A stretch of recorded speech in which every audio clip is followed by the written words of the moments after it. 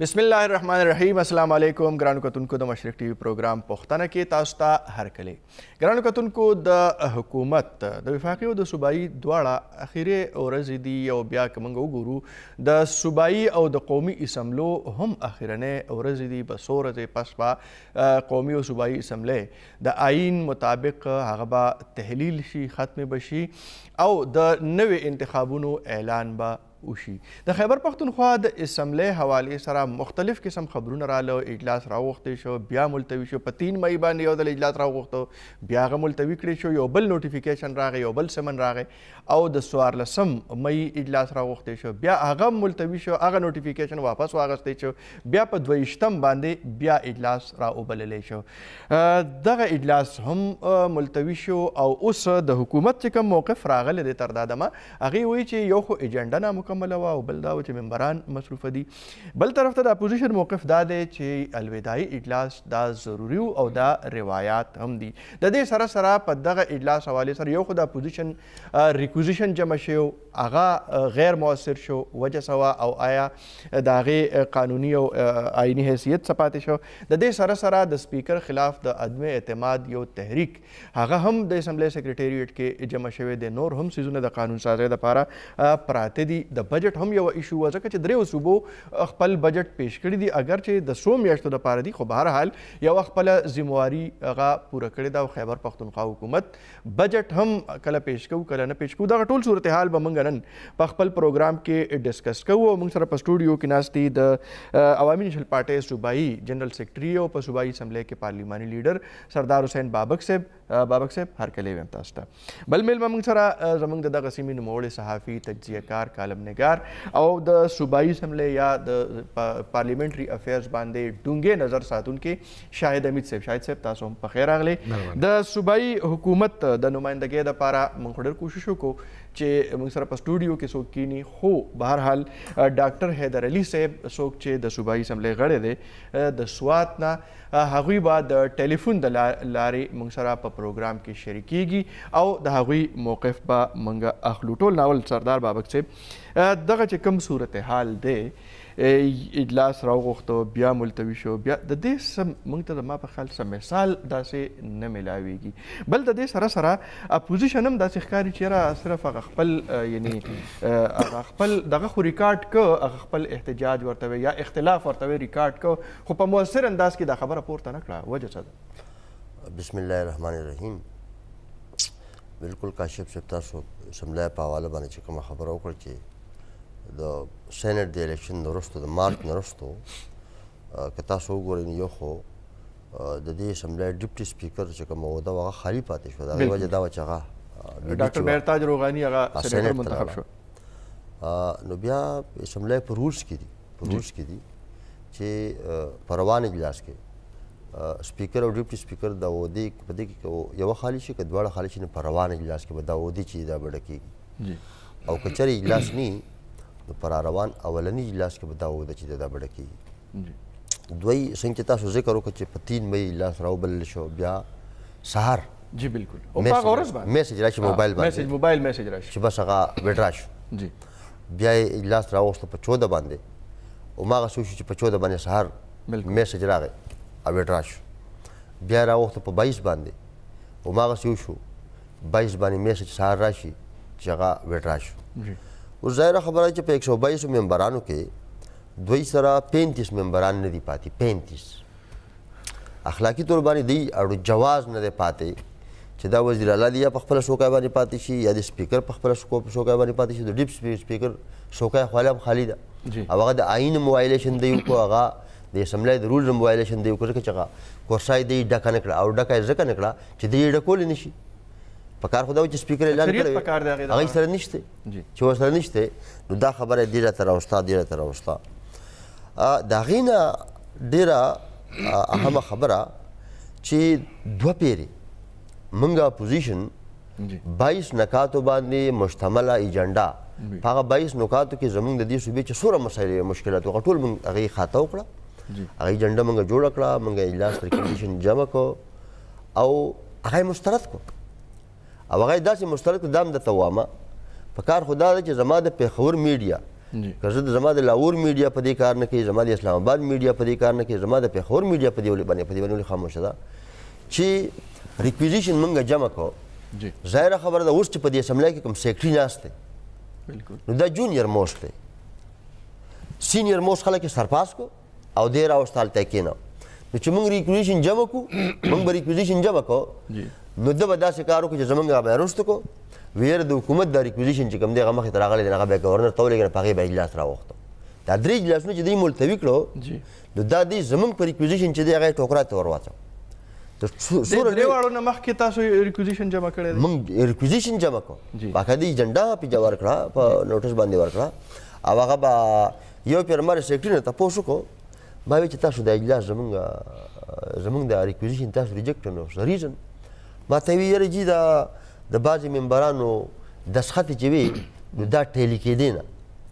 صحیح شو، دا خو ته ډېره ریزنیبل خبره کوې.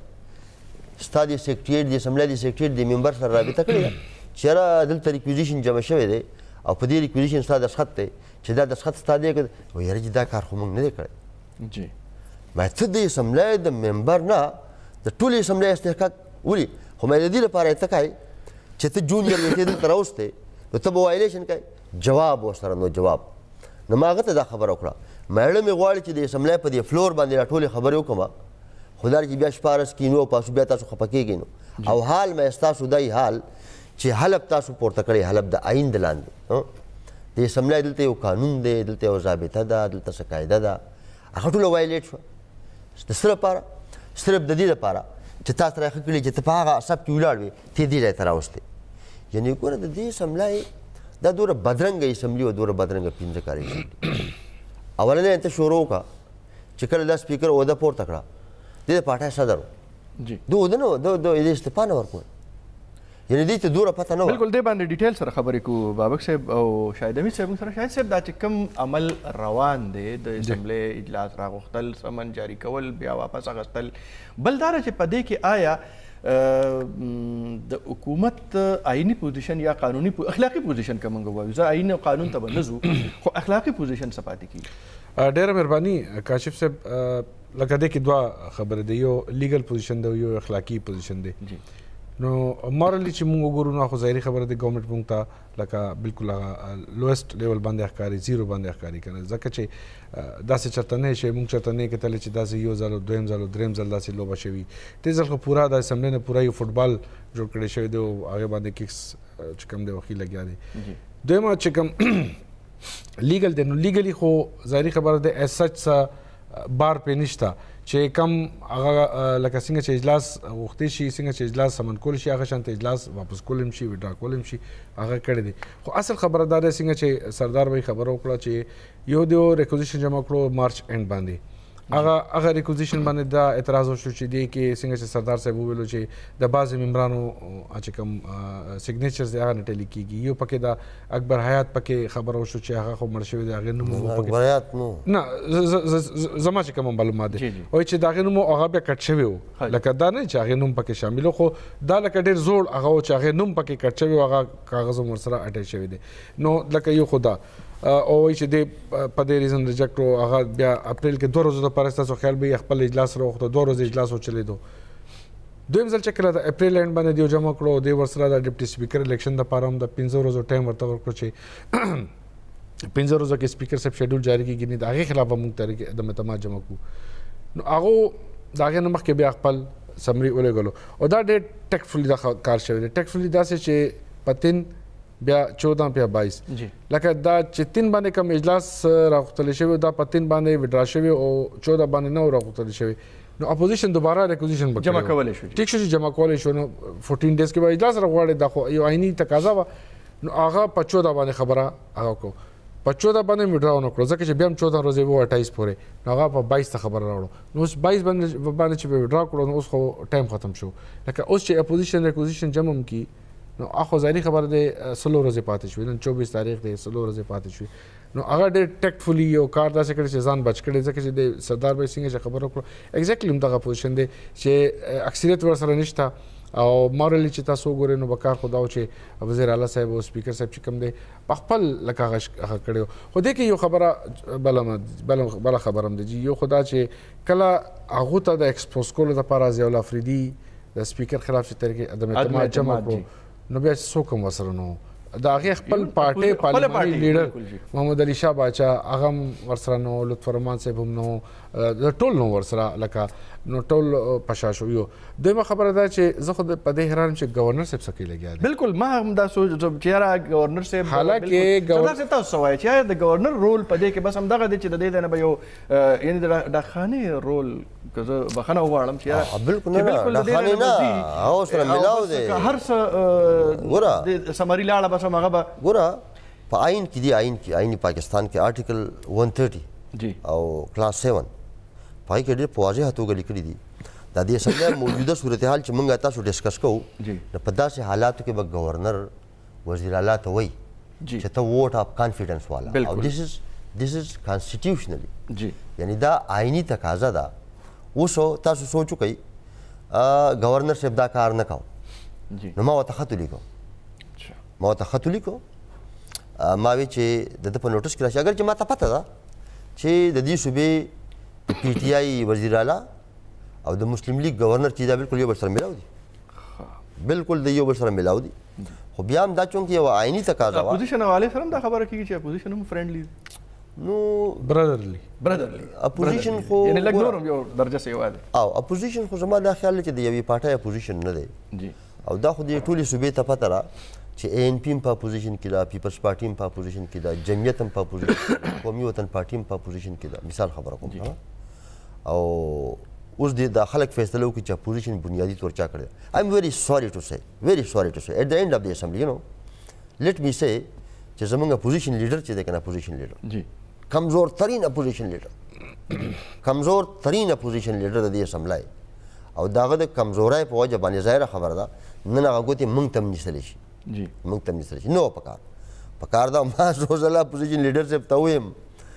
ما چې اپوزیشن لیډر صاحب چې عمران خان پاسي اسفندیار خان پسې خبره نه کوي چې پاسي مولانا فضل الرحمن پسې خبره کوي چې پاسي هغه پسې خبره کوي او ته موږ د اپوزیشن لیډر جوړ کړی پاسه یعنی درې اسمبلی اجلاسونه چې کوم دي ملتوي کېږي او د اپوزیشن لیډر غږ نه کوي مثال خبره کوم عدم اعتماد تحریک راځي یعنی ګوره آئیني توګه باندې په کار ده چې د سپیکر خلاف ته چې هغه اسمبلی سیکرټري ډیل کړي هغې سره کوم عمل شو په دې 15 کاله کې یوه ورځ پرایویټ ممبر ډے چې دا نه ده راغلی 15 کاله کې یوه ورځ دویمه آئین وایلیټ شوی دی آئین داسې وایلیټ شوی دی چې دا سپیکر اوت پورته کوي چې زه به د دې اسمبلی کاروایي نه به د چا مرسته کوم او نه به د چا نه یره کوم سوچ ته وکړه په اولني ځل باندې د پاکستان په دې سیاسي حکومتي تاریخ کې په اولني ځل سپیکر چې دا کسټوډین اف د هاوس د سیاسي جماعت سره وي خو د هغې جلسې ته نشي تللی دا په کنټینرو باچا اوچت ولاړ دی جلسو ته خطابونه دي د کورم نشاندهي وشي نشاندهي او اجلاس رواني مثال خبره کوم د دې نه مخکې دا اوس خو د مارچ نه والي تر دې وخته پورې د ډیپټي سپیکر دا کورسۍ خالي پاتې شوه د دې نه مخکې 2.5 کاله دا څوکۍ خالي پرته وه 2.5 کاله دا څوکۍ چې دا خالي پرته د هغې نه علاوه که ته وګورې لیجسلیشن اوهو د سیکنډونو په حساب د ډسکشن موقع نه ورکول یو حرف موقع نه ورکول ښه یعنې دومره بدرنګه اسمبلي چې زه دا ګڼم چې د دې صوبې چې څومره اقتصادي او مالی ذرایع وي د هغې دپاره د خپلو خلکو دپاره قوانین جوړ کړو ګوره زه مثال درکولی شم نن تر معدنیاتو پالیسي وګوره هغه یې جوړه د دې لپاره کړه جهانګیر ترین هلته ناست دی هغه ته پته ده چې د پی ټي آی د لاهور د اسلام آباد او د کراچۍ د انویسټرز څومره پوټنشل دی څومره د هغې کې کیپیسټي ده څومره د هغې پاور دی د هغې مطابق دلته قانون جوړ شو ټوریزم ته وګوره دا په مالم جبه کې چې نن وزیر اعلی صاحب روزانه نیب ته تاریخونه کوي نو دا ډېره بده خبره ده چې زه وایم چې دا ځمکه هغوی د چا په خولې ورکړی ځکه چې دا نارینه نه دی دا زنانه دی نو پرې بد ښکاره موږ پښتانه یو نه وایم خو دا د چا په خولې ورکړی شوی دی سوچ ته وکړه چې په دې پیډو کې دا کومې منصوبې چې د 10 کالو دپاره دا صرف د اسمبلی خبر تا در کوم چې قوانین داسې جوړ شو چې بورډ اف ډایرکټرز بورډ اف گورنرز کې د نیمې نه سیوا ممبران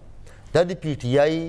انویسټرز بابک صاحب بیا مسله راځي چې دغه ټول معاملات اسمبلی ته راغله قانون سازي ته استرینه وشوه او هلته د اپوزیشن کردار نه ښکاري هغسې چې څنګه پکار ده شاید صاحب په داسې حالاتو کې بیا چې کله لکه سردار بابک صاحب چې کومې خبرې وکړې چې یاره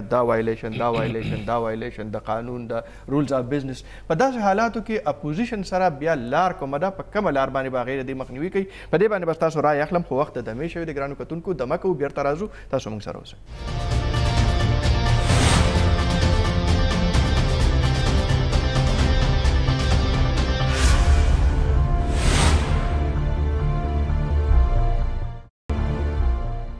جی ګرانو کتونکو یو ځل بیا تاسو ته پروګرام کې هرکلی وایو بریک باندې د تلو نه وړاندې سردار حسین بابک صاحب او شاهد حمید صاحب خبرې کولې او په خصوصي توګه د صوبایي اسمبلی د اجلاس په هکله چې 3 ځله اجلاس راوبللی شو بیا ملتوی شو بیا سمن واپس واغستی شو د اپوزیشن چې کوم ریکوزیشن و هغه هم بې وقته کړی شو موږ خبرې کوو ډاکټر حیدر علي صاحب د خیبر پختونخوا د اسمبلی غړی د تحریک انصاف رهنما موږ سره په لاین دی السلام علیکم ډاکټر صاحب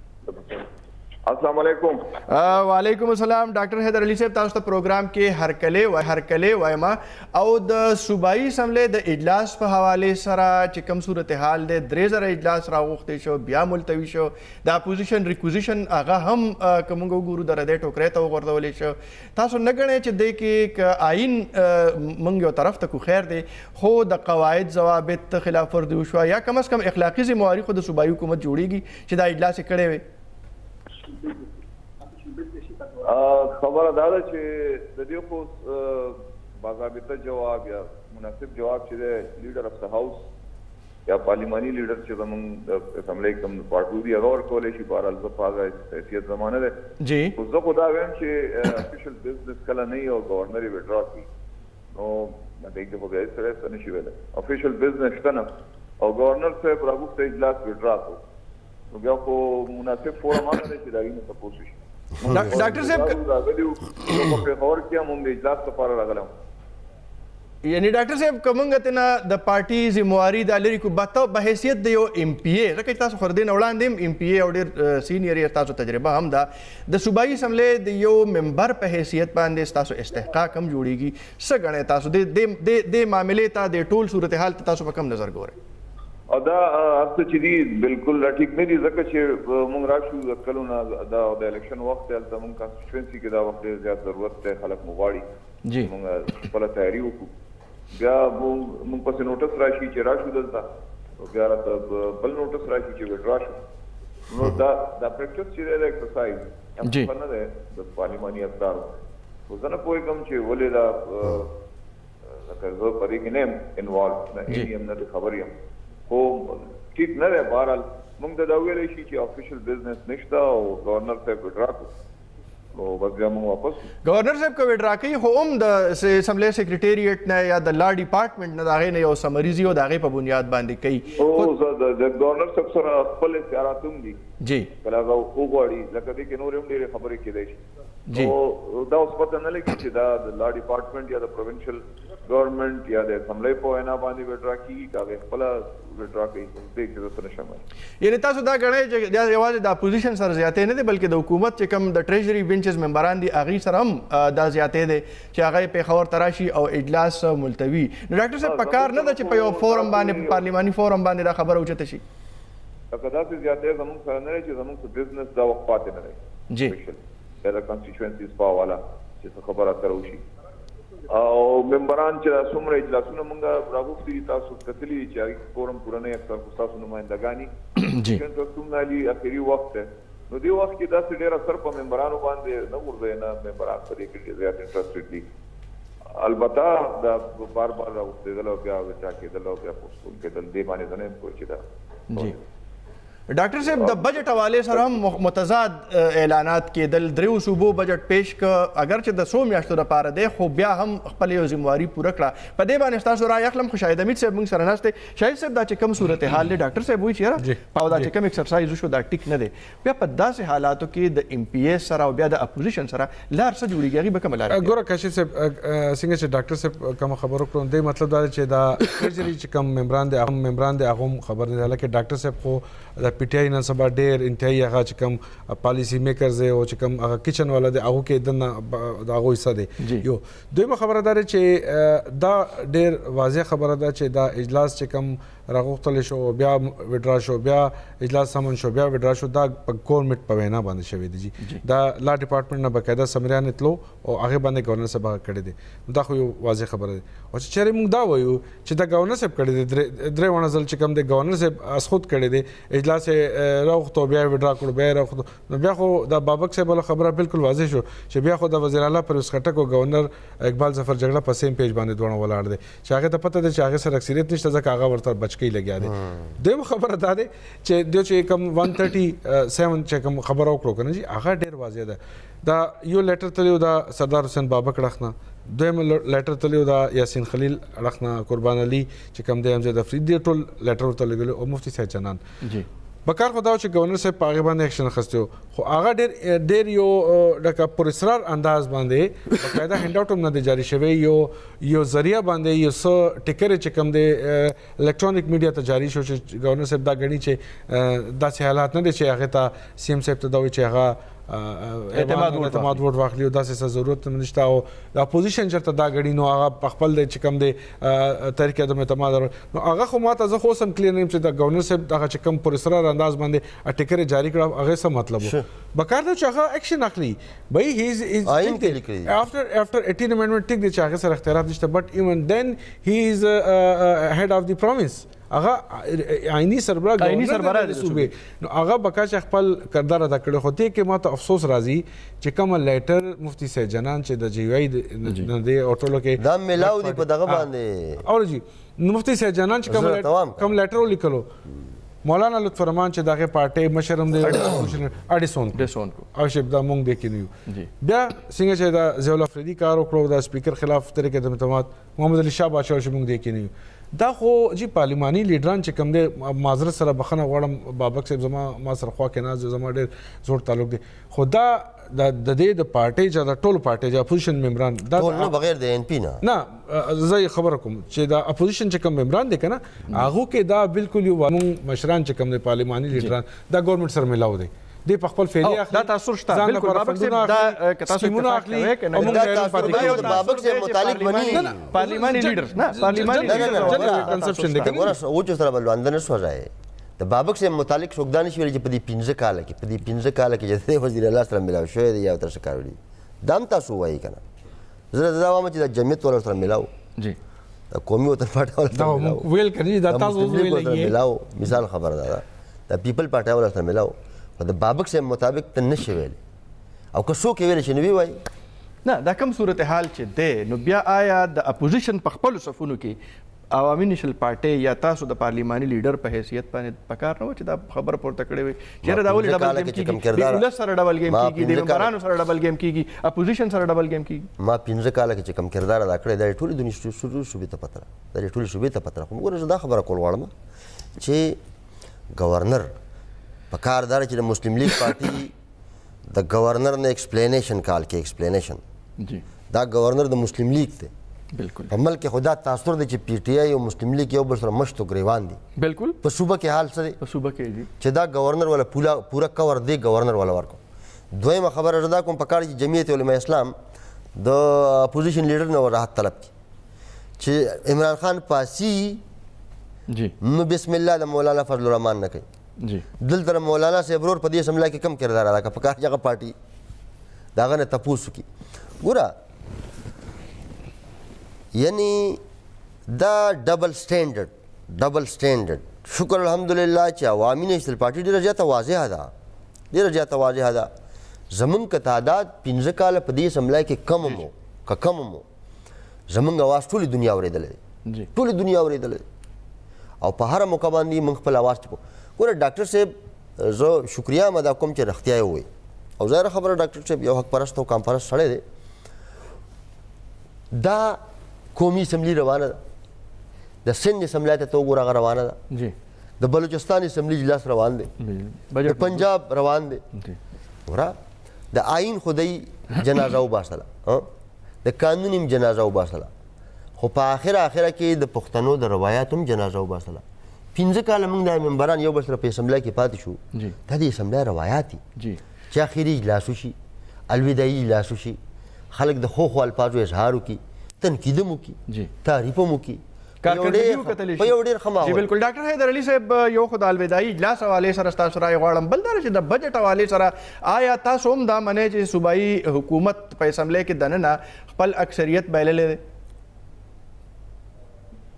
زه خو جول بابک صاحب او شاهد صاحب باندې سلام یم ځکه چې ما ته پته نه لګېده چې دین مهرباني دا د شاهد صاحب د خبرې لږ وضاحت کوم دی وی چې د پالیسی میکینګ حصه ده یا د کچن کابینټ حصه ده داسې بالکل نه ده وضاحت کوم که زه پالیسی میکینګ کې وای خو زه به منسټر وای زه به کابینټ کې پالیسی میکینګ چې ده فور ګورنمنٹ کاری پارلیماني سیکرټري هم خو زه باقاعده بیا به د شاهد صاحب خبره وګڼو چې یاره تھنک ټینک ممبر یې نه تھنک ټینک هم داسې ممبر نه یم دواره تاسو مهرباني چې معلوم دومره دغه راکړو البته دا خبره چې د 18 امینډمنټ نه بعد اختیارات وزیر اعلی له راغلي دي زه دا تپوس کوم او په دې باندې موږ یو کمیټي هم جوړه کړې وه چې بیا هغه په باندې عمل درآمد ونه شو 18 امینډمنټ پاس شوی دی په هوا کې دی د هغې امپلیمنټیشن په صوبو کې یا سب آرډینیټ لیجسلیشن کوم فالو اپ لیجسلیشن دی د 18 امینډمنټ نه بعد خو یوې سپریم تر اوسه پورې په دې 13 ورځو کې په سوات یونیورسټۍ کې د وي سی په ایشو باندې د چیف منسټر او د گورنر په منځ کې یو تنازع پیدا شو چې دا سی ایم صاحب یو نوم نامینیټ کو گورنر صاحب هغه ریجیکټ کو بل نوم به رالیږو یو یې زما اختیار دی بل یې زما اختیار دی کوर्ट پکې بیا ججمنټ راغی او هغه فیصله چې هغه د گورنر صاحب پاک کې وشوه او د گورنر صاحب چې کوم نامینیو هغه په سوات مالاکنډ کې نامینیټ شو دغه خبره پکې دویمه ده چې دا اپوزیشن بابک صاحب خو زموږ ورور دی او ډېر قابل احترام دی او ښه رول دی خو یو کلیکټیو رول د اپوزیشن په اسمبلو کې په پارلیمنټ کې ځکه پکاري چې کله ډیریل کېږي یو شی اصولو نه د قواعدو ضوابطو نه نو د هغې دپاره د ټول نه لوی چابک شي او د ټول نه زیات اهم رول شي هغه د اپوزیشن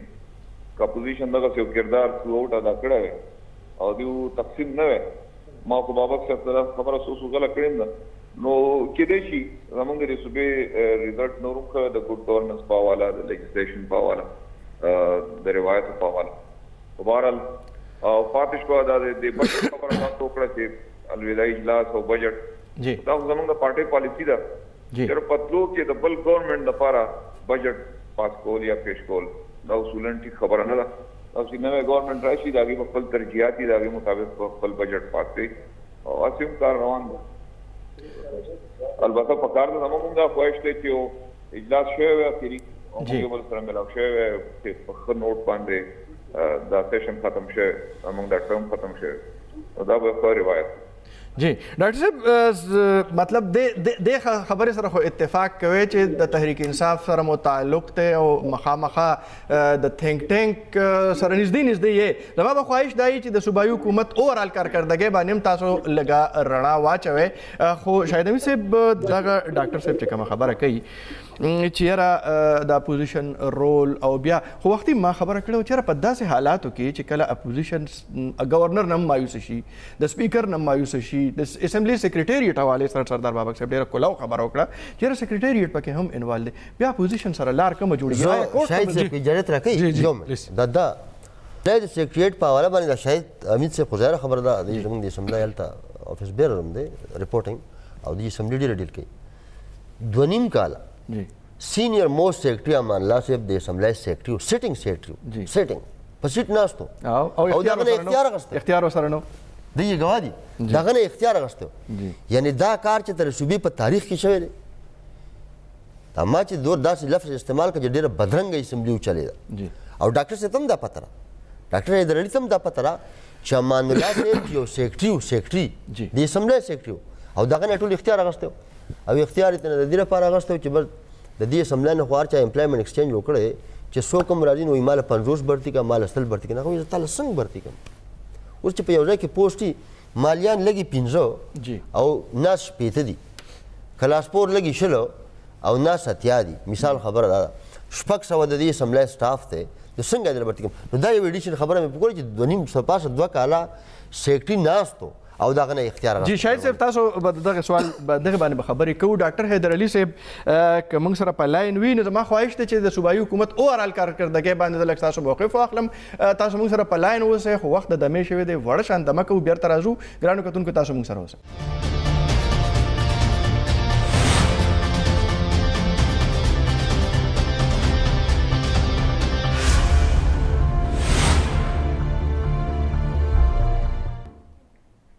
ویلکم بیک ویورز بریک باندې تلو نه وړاندې موږ ډاکټر حیدر علي صاحب ته ویلي وو چېرې موږ به ستاسو رای اخلو په صوبایي حکومت په کارکردګۍ باندې ډاکټر صاحب څنګه ګورئ 15 کاله حکومت کارکردګي او تاسو څه ګڼئ چې په کومه شعبه کې تحریک انصاف حکومت خپلې وعدې پوره کړي زما دا خیال دی چې موږ په صحیح معنو کې یعنې نیوټرل سوچ نه تجزیه وکړو نو ډېره بهتري راغلې ده پارک میدان کې پارک فیلډ کې ځکه چې دا صوبه تاسو ته پته ده کوم حالت کې دې حکومت ته میلاو شوې وه نو جنګ زده وه خودزده وه د امن دلته ډېره لویه مسله وه د ګډ ګورننس تکلیف و د کرپشن په حواله باندې به خبرې اترې کېدې چې تېرو وختونو کې دې صوبه کې داسې بنیادي کار نه و شوی اوس موږ نه وایو خو چې څومره هم بین الاقوامي ادارې دي چې چا 15 کاله یا 8 کاله یا 10 کاله یا 15 کاله مخکې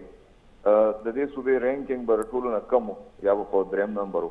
هم هغه ادارې نن د دې معترف دي چې دې صوبه کې د ګورننس په حواله ډاکټر صاحب د یو ان ډي پي رپورټ بیا چې دی نو چې کوم راغی تازه رپورټ چې د یو ان ډي پي کوم راغی د یو ان ډي پي رپورټ خو د 2005 نه والا 2013 پورې 15 پورې جی 15 پورې جی جی نو دا زموږ اخري 2 کاله چې دي پرفارمنس په دې اخري 2 کاله کې حکومتونه اولنی قانون کې هم بنیاد خو د انیشیشن کې ریفارم باقي کې په لیجسلیشن کې چې څومره کار شوی دی په اکاونټیبিলিټي کې شوی دی دا بلدیاتي ایکټ کې دی د بلدیاتو د نظام کې دی دا یو ډېر لوی اچیومنټ دی دغه کوم قانون سازي چې دا د دنیا په بهترینو قوانینو کې زموږ د صوبایي اسمبلی چې کوم قوانین دي او نه صرف قوانین پاس شوي دي په هغې باندې د عمل درآمدو کوشش شوی دی باوجود مشکلات لکه کوم د نورو حکومتونو سره دا کمپیر کوو نو یا په مرکز کې د هغې سره متفق حکومتونه یا فرینډلي اپوزیشن خو زموږ د صوبې خو دا وخت بدي دا ده چې مرکزي حکومت دیتي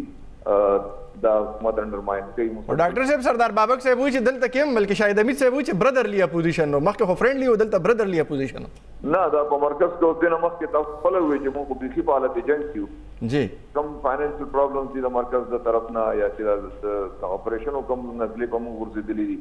نه دا خو موږ بیخي کنفرنټ کوو مرکزي حکومت خو لګیا دی صوبایي حکومت بیخي کنفرنټ کوي هر محاذ باندې په دومره لکه دې ته فرینډلي اپوزیشن کې دی شي د بابک صاحب او د ټک صاحب په منځ کې دلته وي خو د نواز شریف او عمران خان په منځ کې خو فرینډلي اپوزیشن بالکل نه دی هغې باندې تاسو ښه پوهئ نو تاسو ګڼئ چې عمران خان صاحب اپوزیشن کړی دی خو اجلاس ته نه دی راغلی نو هغه اپوزیشن چېرته کړی چېرته عمران خان صاحب خو د سره د قومي اسمبلی اجلاسونو ته نه راغلی د نواز شریف صاحب دا لرې کېدو هم تاسو د فرینډلي اپوزیشن یو سخت ښکاري یا د پار تقریر کې چې د نواز شریف صاحب کوم پوسټ مارټم عمران خان کوي دغه هم د فرینډلي اپوزیشن یې نو بیا خو زه نه پوهېږم نه موږ د خیبر پختونخوا خبره کوو چې دلته تحریک انصاف ته برادرلی اپوزیشن دی او دلته خو بیا د بابک صاحب نه تپوس کول غواړي او د مولانا صاحب نه تپوس کول غواړي نور چې دوی ولې فرینډلي اپوزیشن کړی دی خو په هغې کې چې کوم حالات د هغې په وجه باندې هغه شانتې دوی نو پرفارم کړی او بعضې څیزونه پیدا سې راغلي چې د هغې دوی وضاحت او صفایي په وخت باندې ونه کړه خو د هغې په وجه باندې کوم بین الاقوامي ادارې چې دي امپارشل غیر جانبدار د هغې هغه رینکینګ د صوبې چې هغه په هر حواله باندې ډېر کمزوری و دا به کوم هغه ادارې چې دي د صوبې رینکینګ پاکستان کې په اول نمبر کې د تاسو د یو ان ډي پي دا اوسنی رپورټ ووی دا خو ډېر متنازع رپورټ دی د دې خو ټوله ډیټا چې دا هغه زړه ده او په هغې باندې فیصله وي چې 2015 پورې نو دا اوسني چې کوم 16 او 17 کوم څیزونه دي وایي چې موږ نشو کولی هغه د سوات موټروی خبره ده د بي آر ټي خبره ده د لیجسلیشن نه علاوه په ایجوکیشن کې چې کوم ریفارمز کوي دي طبقاتي نظام تعلیم د ډېرو پاټو جی جی ډاکټر صاحب په هیلث کې چې کوم ریفارمز راغله باوجود د مشکلات جی ډاکټر حیدر علي صاحب تحریک انصاف رهنما ډیره مننه کوو تاسو موږ ته وخت راکړ او خپل خیالات مو موږ سره شریک کړ ډیره مننه کوو ډاکټر صاحب تاسو سردار بابک صاحب د صوبایي حکومت د کارکردګۍ نه بالکل مطمئن دي ډاکټر صاحب چې ته اجازه نه ورکړې ډیره جاته مخاو چې مخامخ خبره کړې جی چې زه نن د ډاکټر صاحب نه تاسو کوم چې د کرپشن خبره کوي ما ته په دې 15 کالو کې ډاکټر صاحب په یوه ځل کې دا کې اریګیشن دی دا که CNW دی دا که پبلک هیلث دی دا که یو TMA دا که یو ډسټرکټ کونسل دی ما ته په دې 15 کاله کې د دې په حکومت کې په یوه ځل کې یوه اداره ښیي چې دی کمیشن نه دی اخیستی کمیشن یوه دویمه دا چې دی دا خبره کوي چې د دې صوبې حالت ښه شو نن چې دی ځي په 28 تاریخ باندې دی د حکومت پرېږدي دا صوبه به 600 ارب روپۍ خساره کوي 600 ارب روپۍ خساره کوي علاوه د 300 ارب روپو چې کومه قرضه دی اخیستې ده په ټول عمر کې دې صوبې دومره قرضه نه واخیستې چې 300 ارب روپۍ قرضه څه د پاسه دی چې کوم دا هغه دی واخیسته دی دا خبره کوي چې موږ قانون سازي وکړه نو خو حکومت دا وایي چې موږ ته تیر حکومت څه پرېښي نو په خزانه کې نو موږ مجبور وو چې موږ مرکز نه راکوله ما ورته 127 ارب روپۍ پرېښودې ما ته وښایي چې ما ته خساره سره پرېښودې ده او وایي زه چې د حکومت نه تللی ما را خزانه ځان سره وړې وه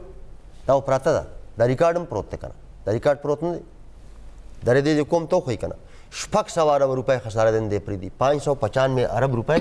تھرو فارورډ دی پرېږدي 595 ارب روپۍ تھرو فارورډ دی پرېږدي قانون سازی په حواله دې خبره کوي چې بهترینه قانون سازي وشوه بهترینه وشوه که نه ما وختي هم ذکر وکړو دا ملنګ جبید ځمکه دی چاله ورکړه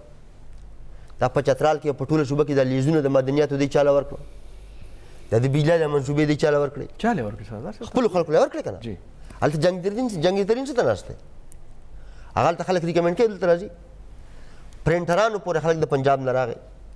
کنسلټنټ پورې خلک د پنجاب نه راغی ټیکهدارانو پورې خلک د پنجاب نه راغی NTS غونته ګوره ټیسټینګ ادارې چې دغه د پنجاب نه رالې دا نن سره BRT وګوره چې دا کومه کمپنۍ دا چاله ورکړې ده یعنی دا ټول دا قانون سازي وشوه که نه زه دې له راځم چې دا قانون سازي چې ډاکټر صاحب بالکل تاریخي قانون سازي وشوه داسې قانون یې جوړ کړو چې کوم سړی د PTI انویسټر و هغه یې دلته راوستو او هغه له یې د آمدن دا ټولې ذرایع چې وي دا یې والا په جولای کې واچولې دا ټولې والا په جولای کې واچولې نن ته تپوس وکړه چې د 400 میګاواټو بجلو منصوبې پرایویټ سیکټر ته لاړې تاوان یې صوبې ته څه وشو 10 کاله چې موږ ته به واټر یوز چارج صرف میلاویږي واټر یوز چارجز 42 پیسې د 8 روپۍ یونټ په ځای باندې به موږ ته میلاویږي 42 پیسې زه تاله مثال در کومه چې یو پراجیکټ چې هغه 197 میګاواټ بجلی پیدا کوي 197 چې دا موږ د صوبې نه په خپله کوو یا د بینکونو نه په قرضو کوو لکه په خپله کوو او ظاهره خبره د بینکونو دې له قرضې ورکوي نو د دې آمدن به موږ ته راځي 7 ارب او 96 کروڑ سالانه همدغه یو پراجیکټ چې دوی پرایویټ سیکټر له ورکړو د هغې به موږ ته سالانه آمدن راځي 55 کروڑ روپۍ او 7 ارب 95 کروڑ ته وګوره او 55 کروڑ ته وګوره دا دې څه چل وکړو کلاو وایو دا موږ خو دا موږ وایو چې دا نیب دې پې ووایي که نه زه دا سټیټمنټ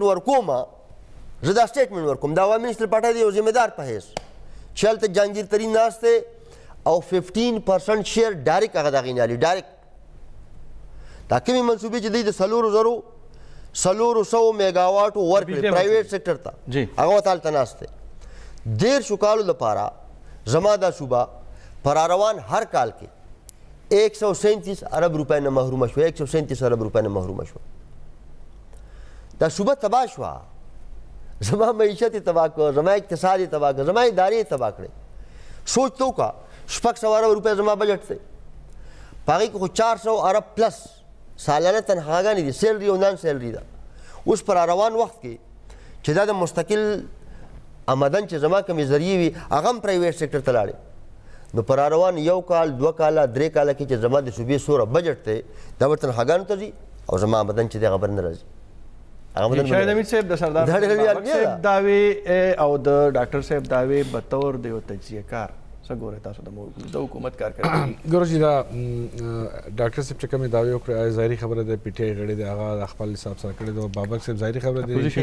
صوبایي جنرال سیکرټري هم دی، د ان پي صوبایي اسمبلی کې پارلیماني لیډر هم دی او تاسو غیر جانبدار تجزیه غواړم. خو زه دا ویل غواړم چې په کم حالاتو کې چې صوبایي حکومت او اسمبلی را روان دی داسې پکار نه و، دې حالاتو کې پکار نه و. دا سپیکر بلا مقابله راغلی تاسو ته په یاد د دې انتخاب بلا مقابله شوی پکار دا ډېر په ښایست ډېر په ښه طریقه باندې یو الوداعي اجلاس په شوی بجټ پیش کول نه پیش کول اخو خیر اخو بله خبره دی هغه عین کې گنجائش مشته کیټیکرز کول نه خدا کومه دعوه چې کیږي لکه د اجلاس ملتوی کېدو دپاره چې شوکت وزیر اعلی صاحب د ترجمان په حیث کم سټیټمنټ غلط خبره کوي اخو ظاهري چې ایجنډا نامکمل او ممبران مصروفه دي. جی ایجنډا خو څه نه ګوره چې تاسو ایجنډا ورکړی ایجنډا خو تاسو هېڅ نه ورکړی دا خو هسې لکه لوبه دی. بیا د ډپټي سپیکر الیکشن پکې شوشه زه خو به دا وایم چې شوشه چا پکې واچو چې الیکشن کوو خالي دې دپاره چې اپوزیشن لږ ریلیکس شي چې موږ ډپټي سپیکر الیکشن کوو او بلا مقابله تاسو دا سیټ تاسو ته ورکوو یو هفتې دپاره. ټیک شو دا یو شوشه و هغې په 600 د اپوزیشن کسانو پکې شامل و خو بهر کې خبرو ته نه مناسب نه دی. خو مقصد مې دا دی چې په کم حالاتو کې د اسمبلی اوس روان دی دا نن 24 دی 4 ورځې پاتې دی او چې په کم حالاتو کې ګورنمنټ روان دی داسې نو بکار دا ډېر ښه طریقې سره به تللی الوداعي اجلاس په شوي بل ته ښه مطلب چې ښه نیک خواهشاتو اظهار به کړی ځکه چې 15 کاله یو ځای تېر کړی دی دا ټول خلک موږ هم ورسره تېر کړی دی په یو چت د لاندې او دی هم مطلب تېر کړی نو بکار ډېر په ښه طریقه تللی خو چې په کومه طریقه دی روان دی لکه یو بل ته بدره دی او مطلب دا اړه ښه هغه نه دی داسې نو بکار چې دا مناسب نه دی. او بیا دغه سپیکر چې کوم دی دا نوې اسمبلی نه حلف هم باخلي نو دی ته خو هسې لږ خیال پکار و چې یاره زه خو به د نوې اسمبلی نه هم به حلف اخلم چې ګټم یا بیلم خو زه نوې اسمبلی نه حلف باخلم نو بکار چې ښه انداز کې ښه طریقه باندې تللی. جی سردار بابک صاحب که موږ د اسمبلی رول ته یو ځل بیا راشو ځکه چې زموږ موضوع بنیادي طور دغه وه نو تاسو پکې لکه خبره یعنې دغه دې ته لاړه حساسیت دلته واغسته چې د گورنر صاحب رول د اسمبلی د سیکرټریټ رول یا د سپیکر صاحب رول پر روان حالاتو باندې بر دې اثرات سي